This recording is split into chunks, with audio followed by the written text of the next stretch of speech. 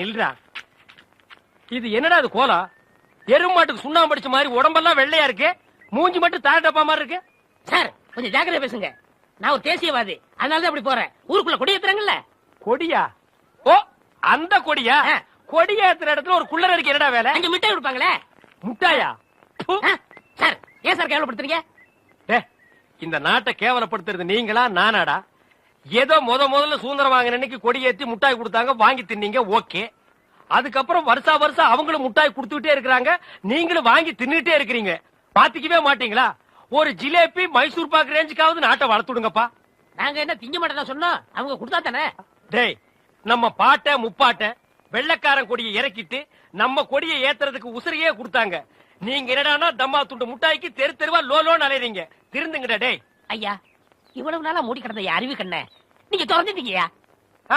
உன் கண்ணனை துருப்பிடிச்ச இரும்பு பெட்டியா பீரோவா நான் திறக்கிறதுக்கு? இப்ப இருந்து இந்த நிமிஷத்துல இருந்து எனக்கு தேசிய உணர்வு வந்துருச்சியா. இப்போ ஒரு நிமிஷத்துல நீ மனுஷனே இல்ல தெரியுமா? அதை விடுங்கய்யா, என் உடம்பு துடிக்குதுயா. இந்த தேசத்துக்காக, இந்த நாட்டுக்காக நான் ஏதாவது ஒண்ணு செய்யணுமையா. ஒன்னே ஒண்ணு நீ செய்யலாம். சொல்லுங்கய்யா. இந்த நாட்டை விட்டே ஓடி போய். என்னங்கய்யா? அதான் நீ நாட்டுக்கு செய்யற நன்மை, நாட்டு மக்களுக்கு செய்யற நன்மை. நாட்டு ஜனங்களை பிடிச்சிருந்த தரித்திரமே ஓடி போச்சுன்னு நினைப்பாங்க. நான் மிட்டாய் வேண்டி வந்து பேசிக்கிறேன்.